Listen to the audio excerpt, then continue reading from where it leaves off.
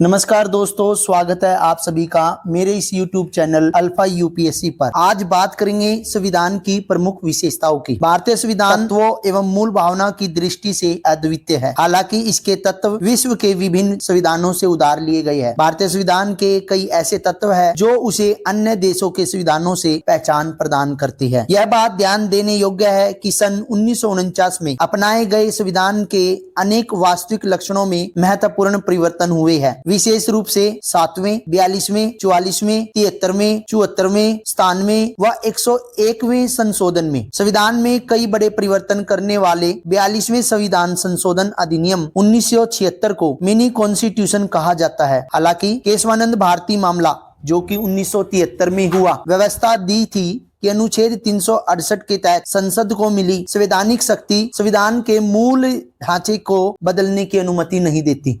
यदि बात करें संविधान की विशेषताओं की, तो संविधान के वर्तमान रूप में इसकी विशेषताएं निम्नलिखित है। यदि पहले नंबर की विशेषता की बात करें, संविधान सभा की विशेषताएं। देखिए, भारत का संविधान जो है सबसे लंबा लिखित संविधान माना जाता है। संविधान को दो वर्गों में विभाजित किया जाता है, जैसे कि अमेरिका का संविधान और अलिखित जैसे ब्रिटेन का संविधान। भारत का संविधान विश्व का सबसे लंबा लिखित संविधान माना जाता है और यह बहुत बड़ा, समग्र और विस्तृत दस्तावेज है। मूल रूप से 1949 संविधान में एक प्रस्तावना, 395 अनुच्छेद जो कि 22 भागों में विभक्त है, 8 अनुसूचियां थी। वर्तमान में यदि बात करें 2019 की, तो इसमें एक प्रस्तावना 470 अनुच्छेद 25 भागों में विभक्त है और 12 अनुसूचियां है। सन 1951 में हुए विभिन्न संशोधनों ने करीब 20 अनुच्छेद व एक भाग नंबर 7 को हटा दिया और इसमें करीब 95 अनुच्छेद, 4 भाग जैसे कि 4 क, 9 क, 9 ख और 14 क और 4 अनुसूचियां 9, 10, 11 और 12, इन सभी को जोड़ा गया। विश्व के किसी अन्य संविधान में इतने अनुच्छेद और अनुसूचियां नहीं हैं। भारत के संविधान को विस्तृत बनाने के पीछे निम्न 4 कारण हैं। भौगोलिक कारण, भारत का विस्तार और विविधता, ये एक। दूसरा ऐतिहासिक, और इसके उदाहरण के रूप में भारत शासन अधिनियम 1935 के प्रभाव को देखा जा सकता है, क्योंकि यह अधिनियम बहुत ही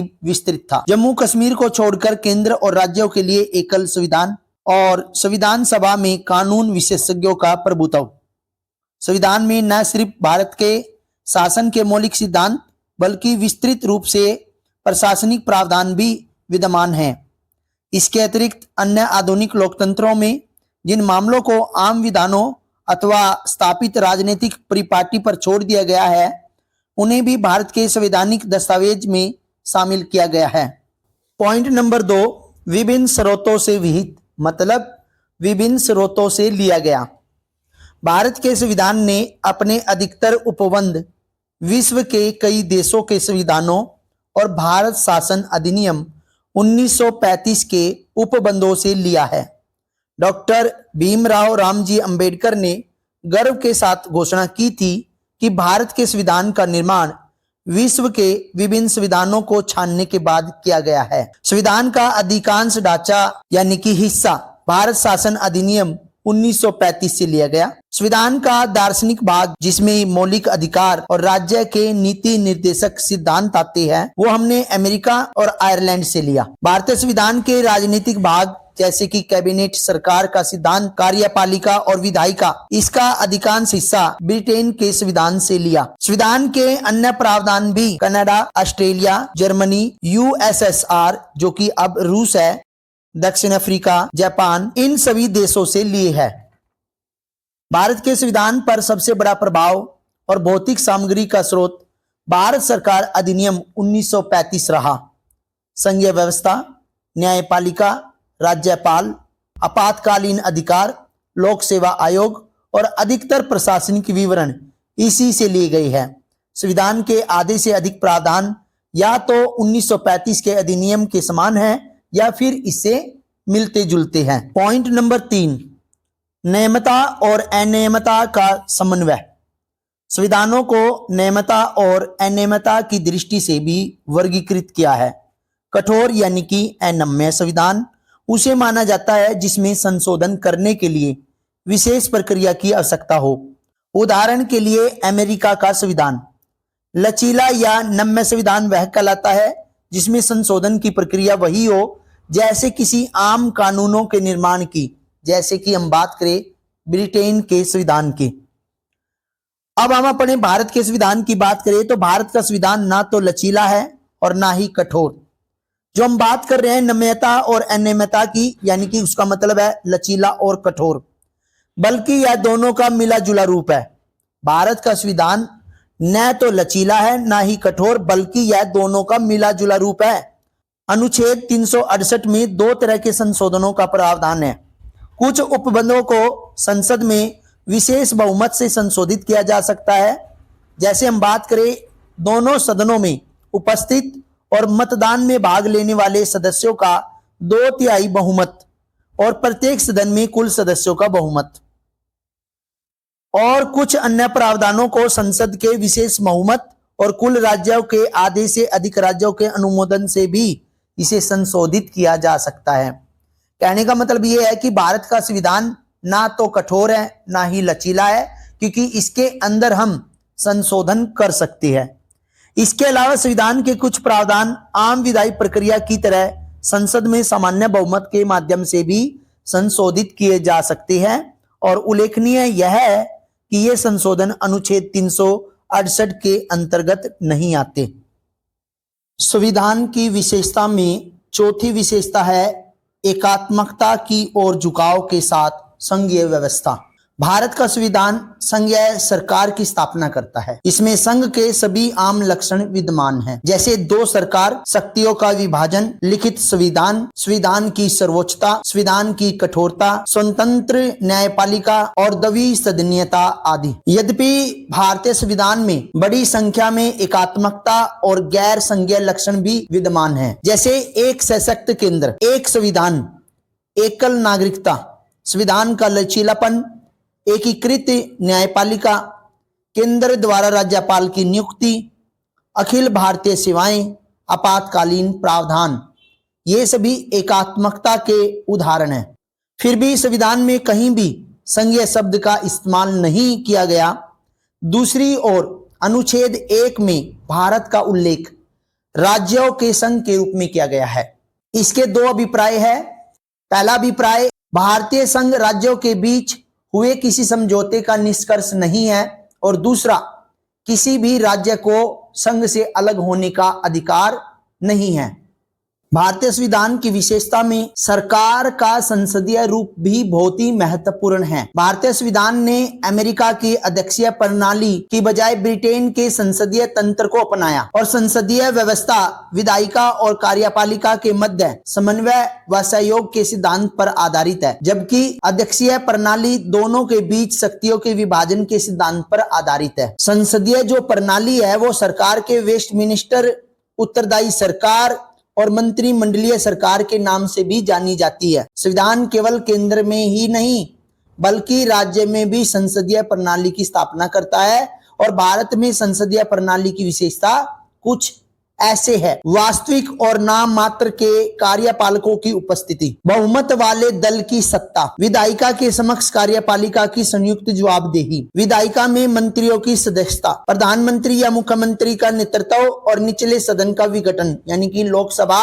अथवा विधानसभा का। हालांकि भारतीय संसदीय प्रणाली बड़े पैमाने पर ब्रिटिश संसदीय प्रणाली पर आधारित है, फिर भी दोनों में कुछ मूलभूत अंतर है। यदि हम उदाहरण की बात करें तो ब्रिटिश संसद की तरह भारतीय संसद संप्रभु नहीं है। इसके अलावा भारत का प्रधान निर्वाचित व्यक्ति होता है, जबकि ब्रिटेन में उत्तराधिकारी की व्यवस्था है। किसी भी संसदीय व्यवस्था में, चाहे वह भारत हो या ब्रिटेन, प्रधानमंत्री की भूमिका अत्यंत महत्वपूर्ण हो गई है, जैसा कि राजनीति के जानकार इसे प्रधानमंत्री सरकार के नाम से भी जानते हैं। भारतीय संविधान की विशेषता में संसदीय संप्रभुता एवं न्यायिक सर्वोच्चता में समन्वय। देखिए, संसद की संप्रभुता का नियम ब्रिटिश संसद से जुड़ा हुआ है, जबकि न्यायपालिका की सर्वोच्चता का सिद्धांत अमेरिका के सर्वोच्च न्यायालय से लिया गया है। जिस प्रकार भारतीय संसदीय प्रणाली ब्रिटिश संसदीय प्रणाली से भिन्न है, ठीक उसी प्रकार भारत में सर्वोच्च न्यायालय की न्यायिक समीक्षा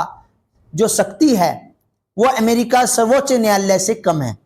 ऐसा इसलिए क्योंकि अमेरिकी संविधान में विधि की नियत प्रक्रिया का प्रावधान है, जबकि भारतीय संविधान में विधि द्वारा स्थापित प्रक्रिया है, जो कि हमने अनुच्छेद 21 में बताई है। इसलिए भारतीय संविधान निर्माताओं ने ब्रिटेन की संसदीय संप्रभुता और अमेरिका की न्यायपालिका सर्वोच्चता के बीच उचित संतुलन बनाने को प्राथमिकता दी। एक और जहां सर्वोच्च न्यायालय अपनी न्यायिक समीक्षा की शक्तियों के तहत संसदीय कानूनों को असंवैधानिक घोषित कर सकता है, वहीं दूसरी ओर संसद अपनी संवैधानिक शक्तियों के बल पर संविधान के बड़े भाग को संशोधित कर सकता है। यह हमारे भारत का एक विशेष गुण है।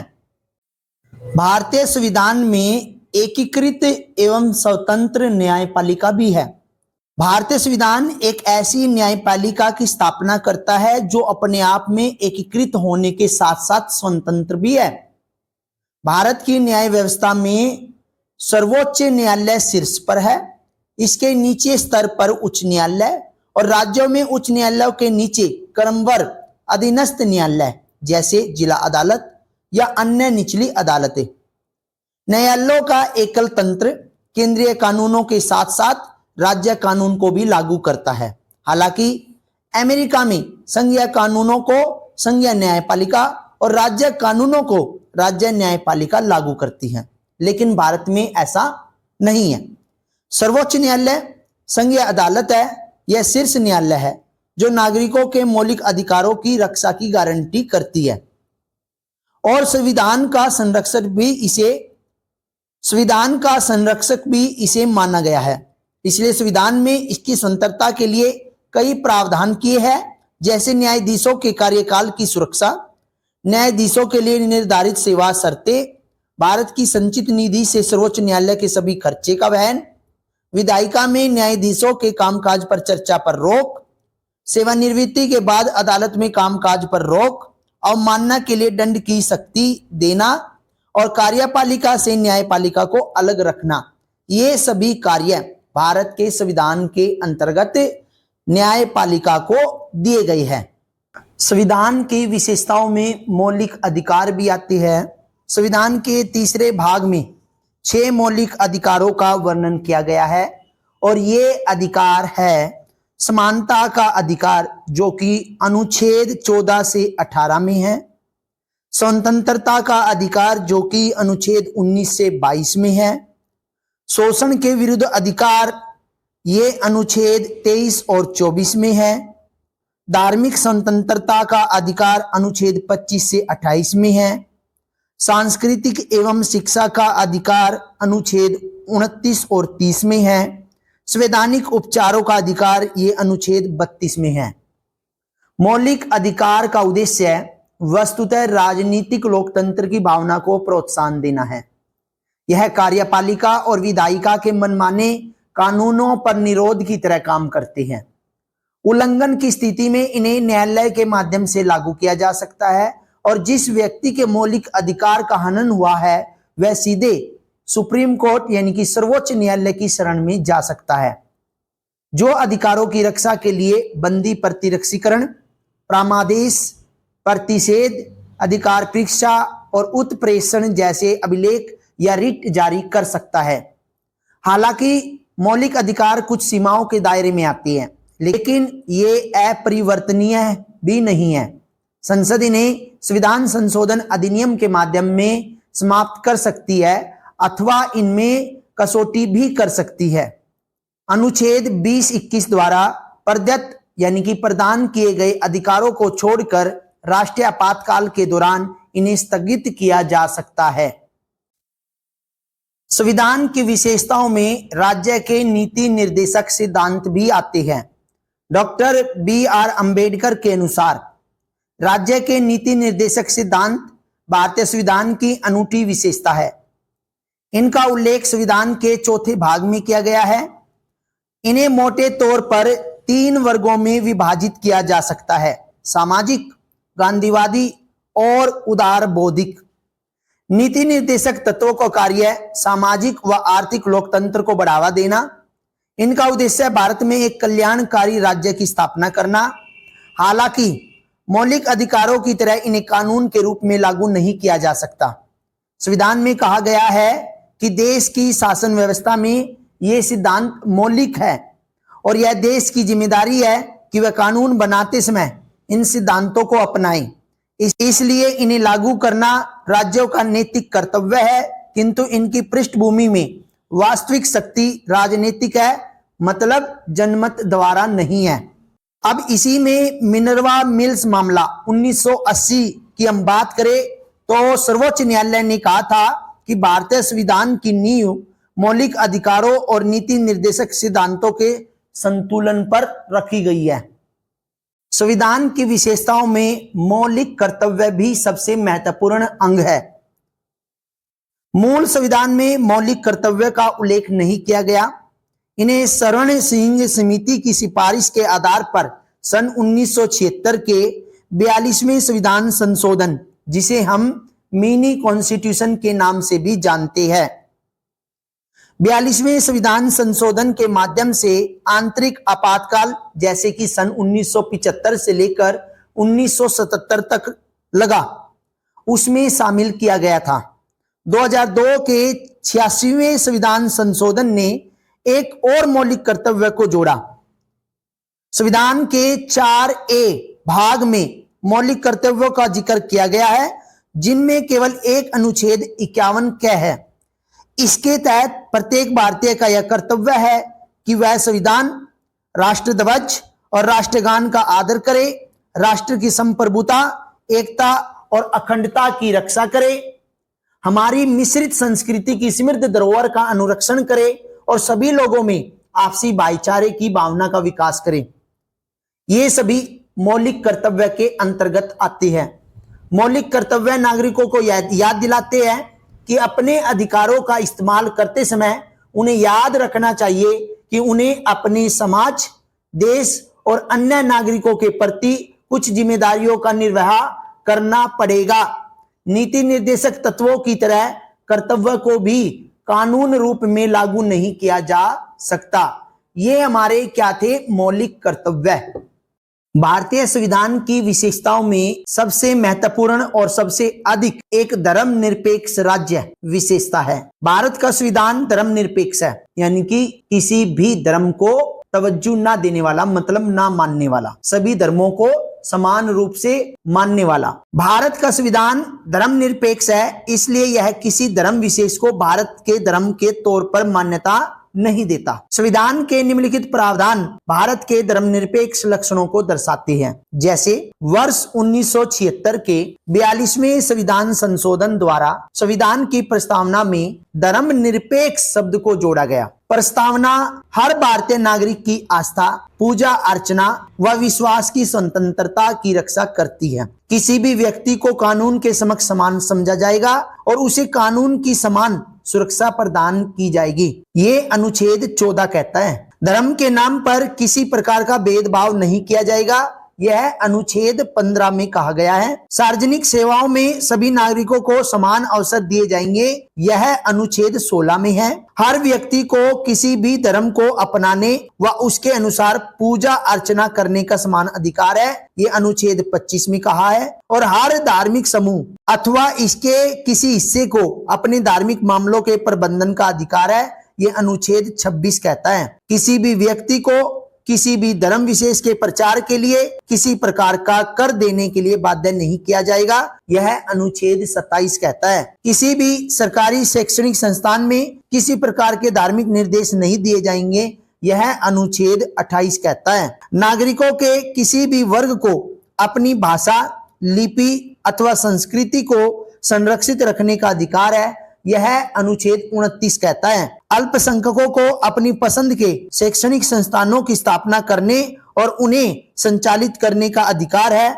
यह अनुच्छेद 30 कहता है। और राज्य सभी नागरिकों के लिए समान नागरिक संहिता बनाने के लिए प्रयास करेगा, यह अनुच्छेद 44 कहता है। धर्मनिरपेक्षता की पश्चिमी अवधारणा धर्म, चर्च और राज्य राजनीति के बीच पूर्ण अलगाव रखती है। धर्मनिरपेक्षता की यह नकारात्मक अवधारणा भारतीय परिवेश में लागू नहीं हो सकती, क्योंकि यहाँ का समाज बहुधर्मीवादी है। इसलिए भारतीय संविधान में सभी धर्मों को समान आदर और सभी धर्मों की समान रूप से रक्षा करते हुए धर्मनिरपेक्षता के सकारात्मक पहलू को शामिल किया गया है। इसके अलावा संविधान ने विधायिका में धर्म के आधार पर कुर्सी का आरक्षण देने वाले पुराने धर्म आधारित प्रतिनिधित्व को भी समाप्त कर दिया। और हालांकि संविधान अनुसूचित जाति और जनजाति को उचित प्रतिनिधित्व प्रदान करने के लिए अस्थायी आरक्षण प्रदान करता है। भारतीय संविधान की विशेषताओं में सार्वभौम वयस्क मताधिकार भी आता है। भारतीय संविधान द्वारा राज्य विधानसभाओं और लोकसभा के चुनाव के आधार स्वरूप सार्वभौम वयस्क मताधिकार को अपनाया गया। हर वह व्यक्ति जिसकी उम्र कम से कम 18 वर्ष है उसे धर्म, जाति, लिंग, साक्षरता अथवा संपदा इत्यादि के आधार पर कोई भेदभाव किए बिना मतदान करने का अधिकार है।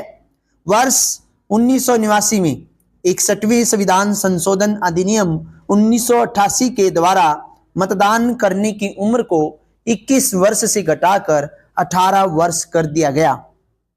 देश के वृद्ध आकार, जनसंख्या, उच्च गरीबी, सामाजिक असमानता, अशिक्षा को देखते हुए संविधान निर्माताओं द्वारा सार्वभौम वयस्क मताधिकार को संविधान में शामिल करने का एक साहसिक व सराहनीय प्रयोग था। जिस तरह पश्चिमी देशों ने मताधिकार को धीरे धीरे विस्तार रूप दिया, उदाहरण की बात करें तो अमेरिका ने महिलाओं को प्रतिनिधित्व 1920 में दिया, ब्रिटेन ने 1928 में, सोवियत संघ जो कि आज रूस है उसने 1936 में, फ्रांस ने 1945, इटली ने 1948 और स्विट्जरलैंड ने 1971 में किया। वयस्क मताधिकार लोकतंत्र को बड़ा आधार देने के साथ साथ आम जनता के स्वाभिमान में वृद्धि करता है, समानता के सिद्धांत को लागू करता है और अल्पसंख्यकों को अपने हितों की रक्षा करने का अवसर प्रदान करता है और कमजोर वर्ग के लिए नई आशाएं और प्रत्याशाएं जगाता है। भारतीय संविधान की विशेषताओं की बात करें तो एकल नागरिकता भारत के अंदर एक प्रावधान है कि भारतीय संविधान फेडरल है। दो लक्षणों जैसे एकल और संघीय का प्रतिनिधित्व करता है, मगर इसमें केवल एकल नागरिकता का प्रावधान है, अर्थात भारतीय नागरिकता केवल एक स्तर पर ही मिलती है। दूसरी ओर अमेरिका जैसे देशों में प्रत्येक व्यक्ति के पास न केवल देश की नागरिकता होती है बल्कि वह जिस राज्य में रहता है उसकी भी नागरिकता होती है। इसलिए वह अधिकारों के दो समूहों का लाभ उठाता है, पहला राष्ट्रीय सरकार द्वारा प्रदान किए गए अधिकार और दूसरा राज्य सरकार द्वारा प्रदान किए गए अधिकार। भारत में सभी नागरिकों को, चाहे वह किसी भी राज्य में पैदा हुआ हो या रहता हो, संपूर्ण देश में नागरिकता के समान राजनीतिक और नागरिक अधिकार प्राप्त होते हैं। उनमें कोई भेदभाव नहीं किया जाता। सभी नागरिकों के लिए एकल नागरिकता और समान अधिकारों के संवैधानिक प्रावधानों के बावजूद भारत में सांप्रदायिक दंगे, वर्ग संघर्ष, जातिगत युद्ध, भाषाई विवाद, निर्जातीय विवाद होते रहे हैं। इसका अर्थ है कि संविधान के निर्माताओं ने एकीकृत और संगठित भारतीय राष्ट्र के निर्माण का जो सपना देखा था वह पूरी तरह पूरा नहीं हो पाया, क्योंकि भारत के अंदर एकल नागरिकता और अमेरिका जैसे देश में दोहरी नागरिकता का प्रावधान है। भारतीय संविधान की विशेषताओं में स्वतंत्र निकाय भी शामिल है। भारतीय संविधान न केवल विधायिका, कार्यपालिका व सरकार तथा न्यायिक अंग ही उपलब्ध कराता है बल्कि यह कुछ स्वतंत्र निकायों की भी स्थापना करता है। इन्हें संविधान ने भारत सरकार के लोकतांत्रिक तंत्र के महत्वपूर्ण स्तंभों के रूप में परिकल्पित किया है। जैसे बात करें संसद और राज्य विधानसभाओं, भारत के राष्ट्रपति, भारत के उपराष्ट्रपति के लिए स्वतंत्र और निष्पक्ष चुनाव सुनिश्चित करवाने हेतु एक निर्वाचन आयोग बनाया है। राज्य और केंद्र सरकार के खातों के अंकेक्षण के लिए भारत का नियंत्रक और महालेखाकार ये जनता के पैसे के संरक्षक होते हैं और सरकार द्वारा किए गए खर्चे की वैधानिकता और उनके उचित होने की टिप्पणी भी करते हैं। संघ लोक सेवा आयोग अखिल भारतीय सेवाओं व उच्च स्तरीय केंद्रीय सेवाओं के लिए भर्ती हेतु परीक्षा का आयोजन करता है और अनुशासनात्मक मामलों पर राष्ट्रपति को सलाह देता है। राज्य लोक सेवा आयोग जिसका काम हर राज्य में राज्य सेवाओं के लिए भर्ती हेतु परीक्षाओं का आयोजन करना व अनुशासनात्मक मामलों पर राज्यपाल को सलाह देना। विभिन्न प्रावधानों यथा कार्यकाल की सुरक्षा, निर्धारित सेवा शर्तें, भारत की संचित निधि पर भारित विभिन्न व्यय आदि के माध्यम से संविधान इन निकायों की स्वतंत्रता सुनिश्चित करता है। भारतीय संविधान की विशेषताओं के अंतर्गत आपातकालीन प्रावधान भी शामिल है। आपातकाल की स्थिति से प्रभावशाली ढंग से निपटने के लिए भारतीय संविधान में राष्ट्रपति के लिए बेहद आपातकालीन प्रावधानों की व्यवस्था की है। इन प्रावधानों को संविधान में शामिल करने का उद्देश्य है देश की संप्रभुता, एकता, अखंडता और सुरक्षा, संविधान एवं देश के लोकतांत्रिक ढांचे को सुरक्षा प्रदान करना। संविधान में 3 प्रकार के आपातकाल की विवेचना की है। जैसे हम बात करें राष्ट्रीय आपातकाल की, युद्ध, आक्रमण अथवा सशस्त्र विद्रोह से पैदा हुई राष्ट्रीय अशांति की अवस्था, जो कि अनुच्छेद 352 में की गई है। राज्य में आपातकाल यानी कि राष्ट्रपति शासन लागू कर दिया जाता है। राज्यों में संवैधानिक तंत्र की असफलता, अनुच्छेद 356 कहता है कि केंद्र के निर्देशों की अनुपालना करने में असफलता, ये अनुच्छेद 365 कहता है। इसके बाद वित्तीय आपातकाल, भारत की वित्तीय स्थिरता या प्रत्यय संकट में, जो कि अनुच्छेद 360 कहता है। आपातकाल के दौरान देश की पूरी सत्ता केंद्र सरकार के हाथों में आ जाती है और राज्य केंद्र के नियंत्रण में चले जाते हैं। इससे संविधान में संशोधन किए बगैर देश का ढांचा संघीय से एकात्मक हो जाता है। राजनीतिक तंत्र का संघीय से एकात्मक में परिवर्तन होना भारतीय संविधान की एक अद्वितीय विशेषता है। देखिए, आपको मैं समझाना चाहूंगा कि यदि वित्तीय आपातकाल आ भी जाता है तो केंद्र सरकार के अंतर्गत राज्य जो होते हैं वे सभी के सभी राष्ट्रपति शासन के दौरान केंद्र सरकार के अंतर्गत चले जाते हैं। यहाँ पे कोई भी संशोधन करने की जरूरत नहीं पड़ती। भारतीय संविधान की विशेषताओं की बात करें तो इसमें त्रिस्तरीय सरकार भी आती है। मूल रूप से अन्य संघीय संविधानों की तरह भारतीय संविधान में 2 स्तरीय राज्य व्यवस्था, केंद्र व राज्य और संगठन के संबंध में प्रावधान तथा केंद्र और राज्यों की शक्तियां अंतर्विष्ट थी। बाद में वर्ष 1992 में 73वें और 74वें संविधान संशोधन ने तीसरी स्तरीय यानी कि स्थानीय सरकार का प्रावधान किया गया, जो विश्व के किसी और संविधान में शामिल नहीं है। संविधान में एक नए भाग 9वें एवं नई अनुसूची 11वीं जोड़कर वर्ष 1992 के 73वें संविधान संशोधन के माध्यम से पंचायतों को संवैधानिक मान्यता प्रदान की गई और इसमें एक नया भाग 9 जोड़ा गया और इसी प्रकार 74वें संविधान संशोधन विधेयक 1992 ने एक नए भाग 9A तथा नई अनुसूची 12वीं को जोड़कर नगर पालिकाओं को संवैधानिक मान्यता प्रदान की। संविधान सभा की विशेषताओं में सहकारी समितियां भी शामिल है। 97वां संविधान संशोधन अधिनियम 2011 ने सहकारी समितियों को संवैधानिक दर्जा और संरक्षण प्रदान किया। इस संदर्भ में निम्न 3 परिवर्तन इसने संविधान में किए। इसने सहकारी समिति गठित करने के अधिकार को मौलिक अधिकार बना दिया, जो कि अनुच्छेद 19 के अंतर्गत आता है। इसने एक नया राज्य का नीति निर्देशक तत्व जोड़ा सहकारी समितियों के प्रोत्साहन देने के लिए, जो कि अनुच्छेद 43 के अंदर आता है। इसने संविधान में एक नया भाग 9B जोड़ा, जो सहकारी समितियां यानी कि जो कोऑपरेटिव सोसाइटी है के शीर्षक से अनुच्छेद 243 ZH से लेकर 243 ZT तक किया। नया भाग 9B के अंतर्गत अनेक ऐसे प्रावधानों के द्वारा सुनिश्चित किया गया कि देश भर में सहकारी समितियां लोकतांत्रिक, व्यावसायिक, स्वायत्त ढंग से और आर्थिक मजबूती के साथ कार्य करें। यह संसद को अंतर्राज्य सहकारी समितियां और राज्य विधायिकाओं को अन्य सहकारी समितियों के लिए उपयुक्त कानून बनाने की शक्ति प्रदान की। इस प्रकार जो संविधान की विशेषताएं थी यहाँ पर समाप्त हुई। अब बात करेंगे संविधान की आलोचना के बारे में। देखिए, सबसे पहले ये कहा जाता है कि भारतीय संविधान जो है उधार का संविधान है। जो भारत का संविधान जैसा कि संविधान सभा द्वारा बनाया गया और अंगीकार किया गया, उसकी आलोचनाओं में उधार का संविधान सबसे महत्वपूर्ण माना जाता है, क्योंकि आलोचक कहते हैं कि भारतीय संविधान में नया और मौलिक कुछ भी नहीं है। वे इसे उधार का संविधान या उधारी की एक बोरी अथवा एक होच पोच कॉन्स्टिट्यूशन दुनिया के संविधानों के लिए विभिन्न दस्तावेजों की पाबंदीगिरी आदि कहकर इसको संबोधित करती है। लेकिन ऐसी आलोचना पक्षपातपूर्ण होगी और अतार्किक होगी। ऐसा इसलिए कि संविधान बनाने वालों ने अन्य संविधान के आवश्यक संशोधन करके ही भारतीय परिस्थितियों में उनकी उपयुक्तता के आधार पर ही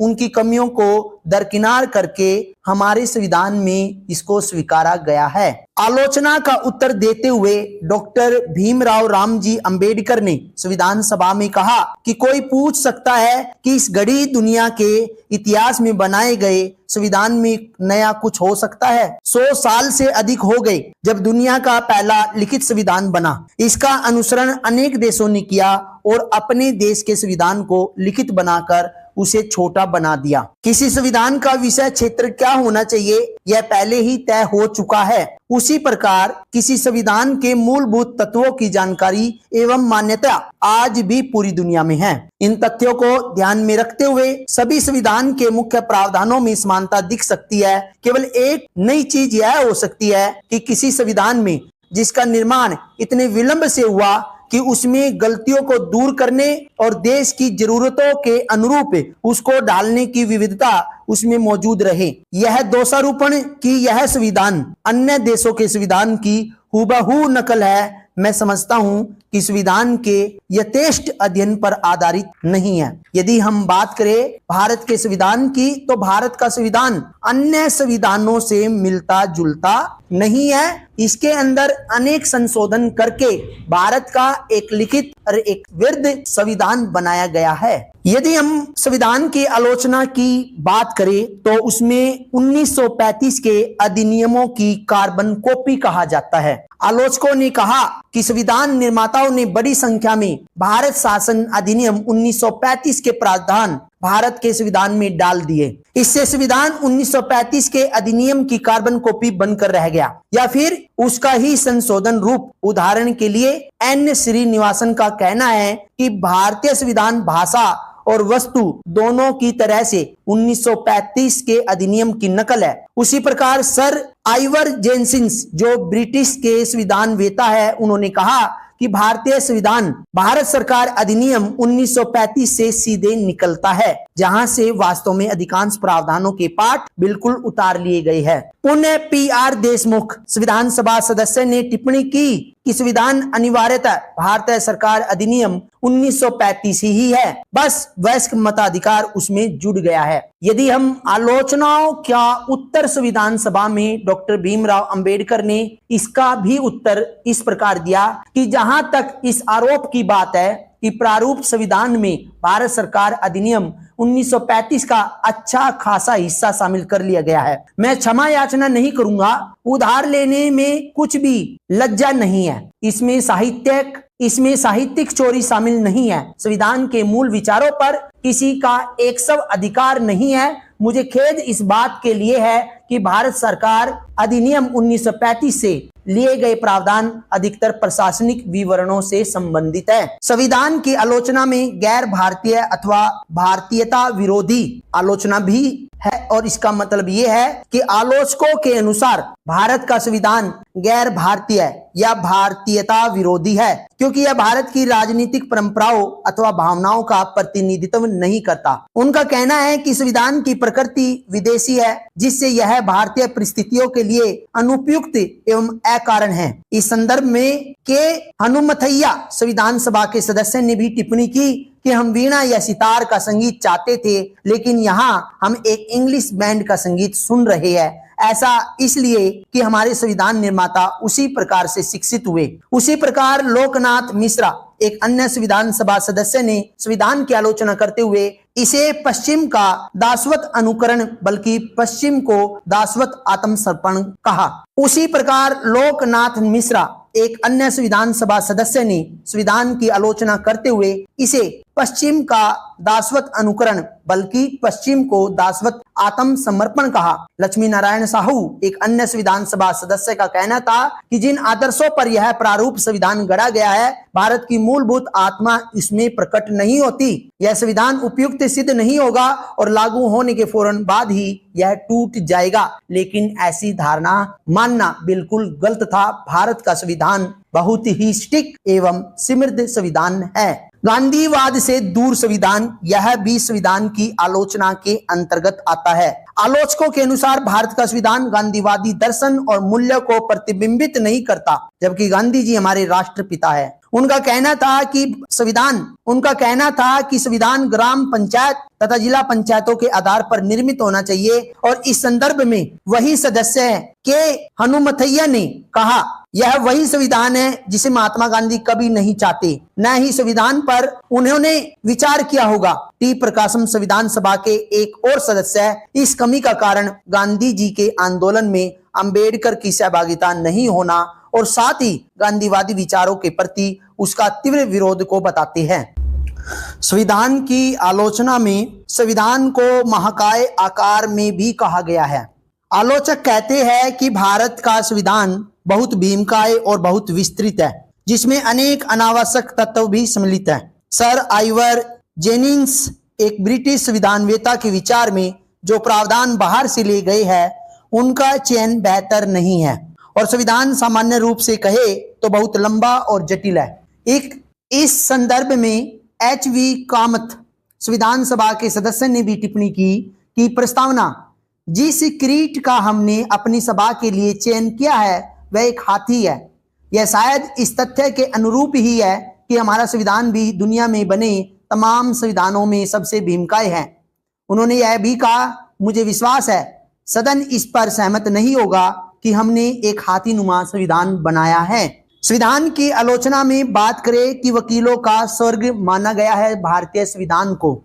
आलोचकों के अनुसार भारत का संविधान अत्यंत विविधतापूर्ण और बहुत जटिल है। उनके विचार में जिस कानूनी भाषा और मुहावरे को शामिल किया है उनके चलते संविधान एक जटिल दस्तावेज बन गया है। सर आइवर जेनिंग्स इसे वकीलों का स्वर्ग कहते हैं। इस संदर्भ में एच.के. महेश्वरी संविधान सभा के सदस्य का भी कहना था, प्रारूप लोगों को अधिक मुकदमेबाज बनाता है और वे अदालतों की ओर उन्मुख होंगे।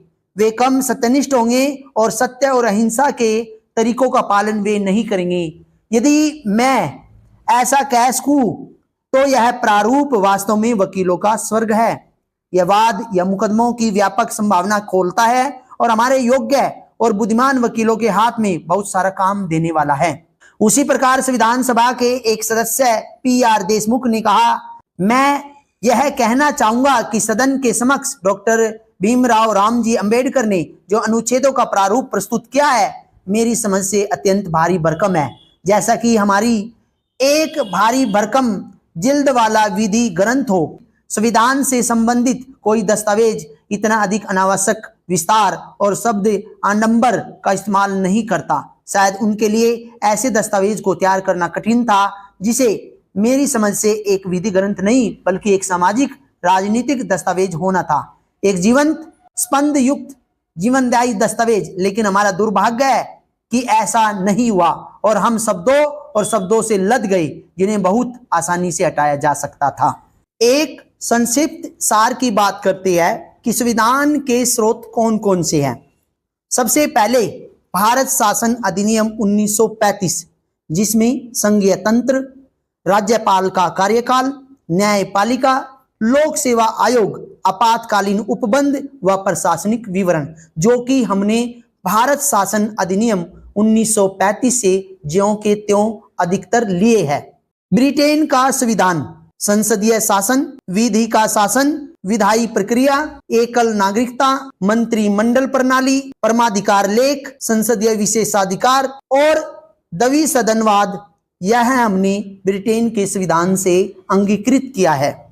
संयुक्त राष्ट्र अमेरिका का संविधान, यहाँ से हमने मूल अधिकार, न्यायपालिका की स्वतंत्रता, न्यायिक पूर्वालोकन का सिद्धांत, उपराष्ट्रपति का पद, उच्चतम न्यायालय और उच्च न्यायालय के न्यायाधीशों का पद से हटाया जाना और राष्ट्रपति पर महाभियोग हमने अमेरिका के संविधान से लिया है।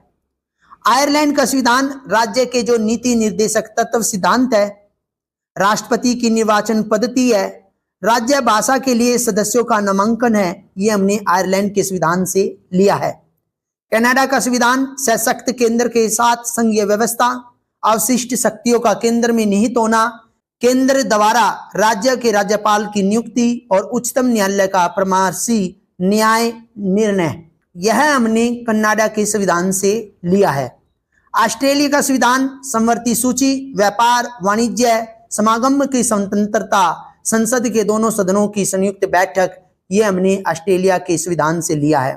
जर्मनी का वाइमर संविधान, आपातकाल के समय मूल अधिकारों का स्थगन, यह हमने जर्मनी के संविधान से लिया है। सोवियत संघ का संविधान मूल कर्तव्य और प्रस्तावना में न्याय, सामाजिक, आर्थिक और राजनीतिक शब्द जो हमने लिए हैं वो हमने सोवियत संघ के संविधान से लिए हैं। फ्रांस के संविधान से हमने गणतंत्रात्मक और प्रस्तावना में स्वतंत्रता, समता और बंधुताओं के आदर्श हमने फ्रांस के संविधान से लिए हैं।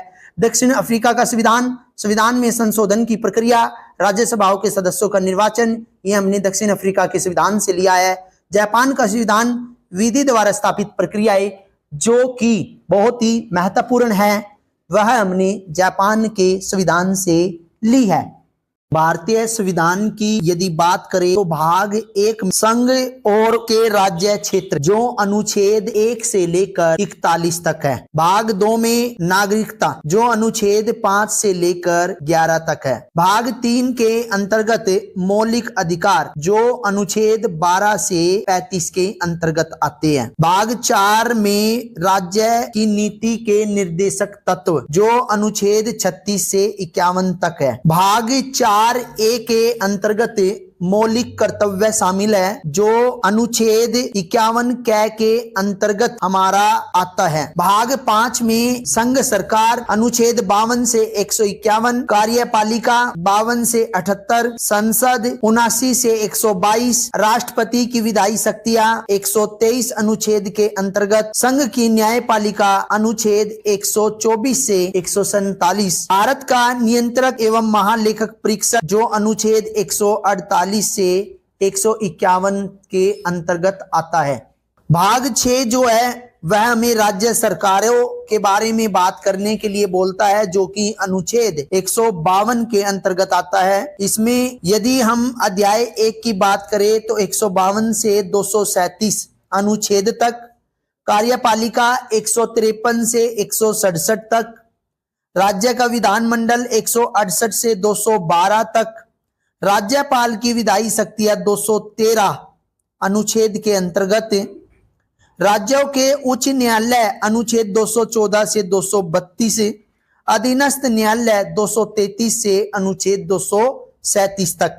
भाग 7 की बात करते हैं, राज्यों से संबंधित पहली अनुसूची का खंड ख जो कि निरस्त कर दिया गया है वो अनुच्छेद 238 यानी कि वह अनुच्छेद भी निरस्त हो चुका है। भाग 8 में संघ राज्य क्षेत्र जो कि अनुच्छेद 239 से 242 तक। भाग 9 में पंचायतें जो अनुच्छेद 243 से 243 अन्य तक। भाग 9 के क में नगर पालिकाएं 243 तय से 243 6 तक, 6 छतरी तक। भाग 9 ख जिसके अंतर्गत सहकारी समितियां 243 अनुच्छेद के ZH से लेकर 243 ZT तक। भाग 10 के अंतर्गत अनुसूचित एवं जनजातीय क्षेत्र 244 से 244 क। भाग 11 में संघ एवं राज्यों के बीच संबंध 245 अनुच्छेद से 263 अनुच्छेद, विधायी संबंध 245 से 255 और प्रशासनिक संबंध 256 से 263। ये हमारे भाग 11 के अंतर्गत आते हैं।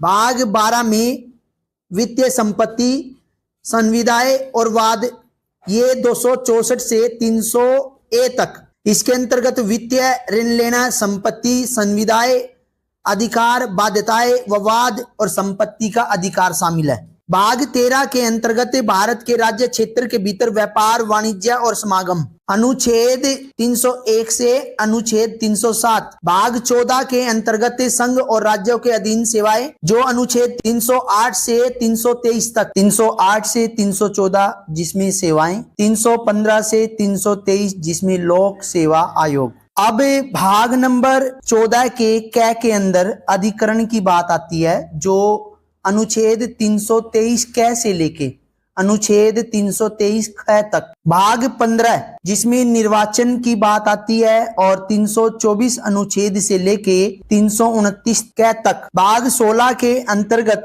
कुछ वर्ग से संबंधित विशेष प्रावधान आती है जो 330 से 342 क तक। भाग 17 के अंतर्गत राज्य भाषा 343 से 351 जिसमें संघ की भाषा 343 344, प्रादेशिक भाषाएं 345 से 347, सर्वोच्च न्यायालय उच्च न्यायालय आदि की भाषा 348 से 349, विशेष निर्देश 350 से 351, जो 348 से 349 और 350 से 351। अब भाग 18 की बात करते हैं जिसमें आपात उपबंध आते हैं जो अनुच्छेद 352 से 360। भाग 19 के अंदर प्रकीर्ण जो कि अनुच्छेद 361 से 367 तक।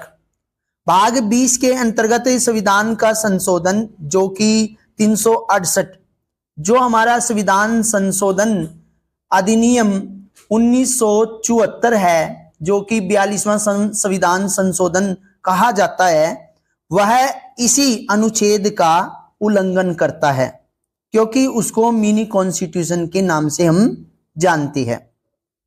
भाग 21 में अस्थाई संक्रमणशील और विशेष उपबंध है जो 369 से 392 और भाग 22 के अंतर्गत संक्षिप्त नाम प्रारंभ हिंदी में प्राधिकृत पाठ और निरसन ये 393 से 395 के अंतर्गत आते हैं।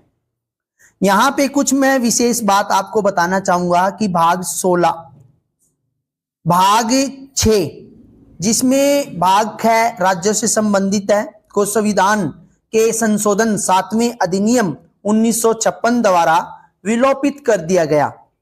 दूसरी ओर भाग 4 तथा भाग 14 दोनों का समावेश 42वें संविधान संशोधन 1976 द्वारा किया गया, जबकि भाग 9 का समावेशन 74वें संविधान संशोधन अधिनियम 1992 द्वारा किया गया और 9वें संविधान संशोधन 97 में जो 2011 में वो जोड़ा गया। ये कुछ विशेष अधिनियम हमने आपको बताए जिसके अंतर्गत कुछ अनुच्छेदों को समाप्त कर दिया गया, कुछ अनुच्छेदों को दोबारा से उसमें जोड़ा गया। अब बात करेंगे भारतीय संविधान के कुछ महत्वपूर्ण अनुच्छेदों पर। एक सिंपल सी साधारण सी नजर रखेंगे। जैसे अनुच्छेद 1 जो कि संघ का नाम और राज्य क्षेत्र को संबोधित करता है। अनुच्छेद 3 के अंतर्गत नए राज्यों का निर्माण और वर्तमान राज्यों के क्षेत्र सीमाओं या नामों में परिवर्तन। अनुच्छेद 13 मूल अधिकारों को असंगत या उनका अल्पीकरण करने वाली विधि। अनुच्छेद 14 के अंतर्गत विधि के समक्ष समानता। अनुच्छेद 16 लोक नियोजन के विषय में अवसर की समता। अनुच्छेद 17 अस्पृश्यता का अंत यानी कि छुआछूत का अंत। अनुच्छेद 19 वाक्य स्वतंत्रता आदि विषयक कुछ अधिकारों का संरक्षण। अनुच्छेद 21 प्राण और दैहिक स्वतंत्रता का संरक्षण। अनुच्छेद 21 के अंतर्गत प्राथमिक शिक्षा का अधिकार। अनुच्छेद जो 25 है वह अंतःकरण की और धर्म आबाद रूप से मानने, आचरण और प्रचार करने की स्वतंत्रता। अनुच्छेद 30 शिक्षा संस्थानों की स्थापना और प्रशासन करने का अल्पसंख्यक वर्गों को अधिकार। अनुच्छेद 31 ग कुछ निदेशक तत्वों को प्रभावी करने वाले विधियों की व्यावृत्ति। अनुच्छेद 32 मौलिक अधिकारों की परिवर्तित करने के लिए रिट सहित उपचार। अनुच्छेद 38 राज्य लोक कल्याण की अभिवृद्धि के लिए सामाजिक व्यवस्था बनाएगा। अनुच्छेद 40 के अंतर्गत ग्राम पंचायतों का संगठन। 44 के अंतर्गत नागरिकों के लिए एक समान नागरिक संहिता। अनुच्छेद 45 6 वर्ष से कम आयु वाले बालकों के लिए निःशुल्क और अनिवार्य शिक्षा का उपबंध।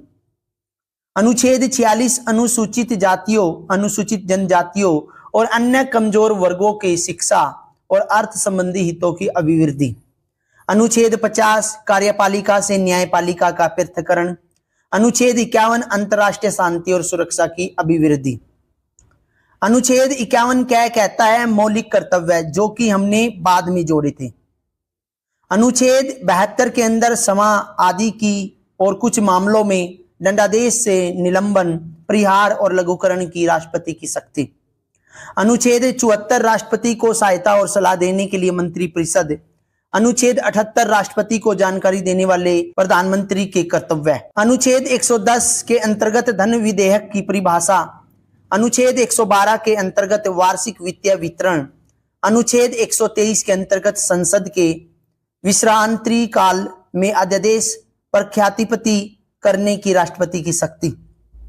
अनुच्छेद 143 उच्चतम न्यायालय से परामर्श करने की राष्ट्रपति की शक्ति। 155 में राज्यपाल की नियुक्ति। 161 के अंतर्गत समा आदि की और कुछ मामलों में दंडादेश के निलंबन, परिहार, लघुकरण की राज्यपाल की शक्ति। जिस तरह राष्ट्रपति को शक्ति प्रदान की गई है, उसी तरह राज्यपाल को भी अनुच्छेद 161 के अंतर्गत क्षमा याचना की शक्ति प्राप्त है। अनुच्छेद 163 राज्यपाल को सहायता और सलाह देने के लिए मंत्रिपरिषद। 167 में राज्यपाल को जानकारी देने आदि के संबंध में मुख्यमंत्री के कर्तव्य है। जिस तरह राष्ट्रपति को प्रधानमंत्री के कुछ कर्तव्य होते हैं सलाह देने के, उसी तरह। अनुच्छेद 169 राज्यों के और राज्यों में विधान परिषदों का उत्साधन या सर्जन। अनुच्छेद 200 विधायकों पर अनुमति। अनुच्छेद 213 विधानमंडल के विश्रांति काल में अध्यादेश प्रख्यापति करने की राज्यपाल की शक्ति। अनुच्छेद 226 कुछ रिटें निकालने की उच्च न्यायालय की शक्ति। अनुच्छेद 39 कै दिल्ली के संबंध में विशेष उपबंध। अनुच्छेद 249 राज्य सूची के विषय में राष्ट्रीय हित में कानून बनाने की संसद की शक्ति। अनुच्छेद 262 अंतर्राज्यीय नदियों या नदी घाटियों के जल संबंधी विवादों का न्याय निर्णय। अनुच्छेद 263 अंतर्राज्यीय परिषद के संबंध में उपबंध। अनुच्छेद 265 विधि के प्राधिकार के बिना करों का अधिरोपण न किया जाना। 275 कुछ राज्यों को संघ से अनुदान। अनुच्छेद 280 वित्त आयोग। अनुच्छेद 300 में वाद और कार्यवाहियां।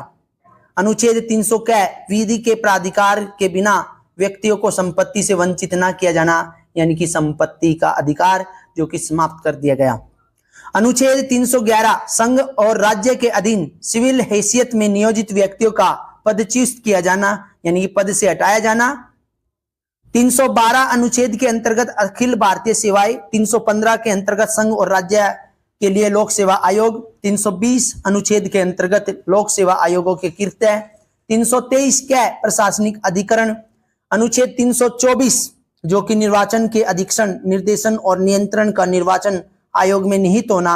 330 लोकसभा में अनुसूचित जातियों और अनुसूचित जनजातियों के लिए स्थानों का आरक्षण। अनुच्छेद 335 सेवा और पदों के लिए अनुसूचित जातियों और जनजातियों के दावे। अनुच्छेद 352 आपात स्थिति की घोषणा, यानी कि राष्ट्रीय आपातकाल जब घोषित किया जाता है तब अनुच्छेद 352 का उल्लंघन किया जाता है। इसके अंतर्गत 352 अनुच्छेद में यह कहा गया है कि हम आपात की स्थिति में राष्ट्रीय आपातकाल की घोषणा कर सकते हैं। अनुच्छेद 356 राज्यों में संवैधानिक तंत्र के विफल हो जाने की दशा में उपबंध। अनुच्छेद 360 वित्तीय आपात स्थिति के बारे में उपबंध। 365 के अंदर संघ द्वारा दिए गए निर्देशों की अनुपालना करने में और उनको प्रभावी करने में असफलता का प्रभाव। 368 जो कि संविधान का संशोधन करने की संसद को शक्ति, उनके लिए प्रक्रिया। और 370 जम्मू कश्मीर राज्य के संबंध में अस्थायी उपबंध जो कि 2019 में समाप्त कर दिया गया है। अब बात करेंगे संविधान की अनुसूचियों पर। प्रथम अनुसूची के अंतर्गत अनुच्छेद 1 से 4 आते हैं। जो कि राज्यों के नाम और उनके न्यायिक क्षेत्र, संघ राज्य क्षेत्रों के नाम और उनकी सीमाएं। दूसरी अनुसूची में अनुच्छेद 59, 65, 75, 93, 125, 148, 158, 164, 186 एवं अनुच्छेद 221, जिसके अंतर्गत भारत के राष्ट्रपति, राज्यपाल, लोकसभा के अध्यक्ष उपाध्यक्ष, राज्यसभा के सभापति उपसभापति, राज्य विधानसभाओं के अध्यक्ष उपाध्यक्ष, राज्य विधान परिषदों के सभापति उपसभापति, सर्वोच्च न्यायालय के न्यायाधीश, उच्च न्यायालय के न्यायाधीश, भारत के नियंत्रक एवं महालेखा परीक्षक, ये हमारे दूसरी अनुसूची के अंतर्गत आते हैं। तीसरी अनुसूची में अनुच्छेद 75, 84, 99, 124, 146, 173, 188 और 219, जिसमें संघ के मंत्री, संसद के लिए निर्वाचित हेतु अभ्यर्थी, संसद के सदस्य, सर्वोच्च न्यायालय के न्यायाधीश, भारत के नियंत्रक एवं महालेखा परीक्षक, राज्य मंत्री, राज्य विधानमंडल के लिए निर्वाचन के लिए अभ्यर्थी, राज्य विधानमंडल के सदस्य और उच्च न्यायालय के न्यायाधीश। चौथी अनुसूची की बात करें, जो कि 4 अनुच्छेद और 80 अनुच्छेद के अंतर्गत आते हैं, जो राज्य और केंद्र शासित प्रदेशों के लिए राज्यसभा में सीटों का आवंटन। पांचवी अनुसूची में अनुच्छेद 244, जो कि अनुसूचित जाति एवं जनजातीय क्षेत्रों के प्रशासन और नियंत्रण के बारे में उपबंध। छठी अनुसूची में असम, मेघालय, त्रिपुरा, मिजोरम राज्यों के जनजातीय क्षेत्रों के प्रशासन के बारे में उपबंध, जो कि अनुच्छेद 244 एवं 275 के अंतर्गत आते हैं। अनुच्छेद 246, जो कि 7वीं अनुसूची के अंतर्गत आता है, जिसमें संघ सूची, राज्य सूची, समवर्ती सूची और उनके विषय। 8वीं अनुसूची के अंतर्गत 344 एवं 351 अनुच्छेद आता है, जिसमें संविधान द्वारा मान्यता प्राप्त भाषाएं, जो कि फिलहाल 22 भाषाएं हैं, असमिया, बांग्ला, बोडो, डोगरी, गुजराती, हिंदी, कन्नड़, कश्मीरी, कोंकणी, मैथिली, मलयालम, मणिपुरी, मराठी, नेपाली, उड़ीसा, पंजाबी, संस्कृत, संताली, सिंधी, तमिल, तेलुगु एवं उर्दू सिंधी भाषा को 1967 के संविधान संशोधन 21वें अधिनियम द्वारा जोड़ा गया था। कोंकणी, मणिपुरी और नेपाली को 1992 के 71वें संविधान अधिनियम द्वारा और बोडो, डोगरी, मैथिली और संताली को 2003 के 92वें संशोधन अधिनियम द्वारा जोड़ा गया था। उड़ीसा का नाम बदलकर 2011 में ओडिया कर दिया गया। 9वीं अनुसूची, जो कि अनुच्छेद 31 ख के अंतर्गत, जिसमें भू सुधारों और जमींदारी प्रणाली के उन्मूलन से संबंधित राज्य विधानमंडलों और अन्य मामलों से संबंधित संसद के अधिनियम और विनियम, इस अनुसूची को पहले संशोधन 1991 द्वारा मूल अधिकारों के उल्लंघन के आधार पर न्यायिक समीक्षा में इसे सम्मिलित कानूनों से बचाने के लिए जोड़ा गया था और 2007 में उच्चतम न्यायालय ने निर्णय दिया कि इस अनुसूची में 24 अप्रैल 1975 के बाद सम्मिलित कानूनों की न्यायिक समीक्षा की जा सकती है। 10वीं अनुसूची, जिसके अंतर्गत अनुच्छेद 102 और 191 आता है, दल बदल के आधार पर संसद, विधानसभा के सदस्यों की निहारता के बारे में उपबंध। इस अनुसूची को 52वें संविधान संशोधन 1985 द्वारा जोड़ा गया और इसे दल परिवर्तन रोधी कानून भी कहा गया। 11वीं अनुसूची में पंचायत की शक्तियां, प्राधिकार और जिम्मेदारियां, इसमें 29 विषय है और इस अनुसूची को 73वें संविधान संशोधन अधिनियम 1992 में जोड़ा गया, जो कि अनुच्छेद 243 6 में आता है। 12वीं अनुसूची नगर पालिकाओं की शक्तियां, प्राधिकार, जिम्मेदारियां, इसमें 18 विषय आते हैं। इन अनुसूचियों को 74वें संविधान संशोधन अधिनियम 1992 में जोड़ा गया, जो कि 243 ब अनुच्छेद के अंतर्गत आता है। आज का जो हमारा चैप्टर था, संविधान की जो प्रमुख विशेषताएं, आलोचनाएं एवं संविधान एक नजर में, ये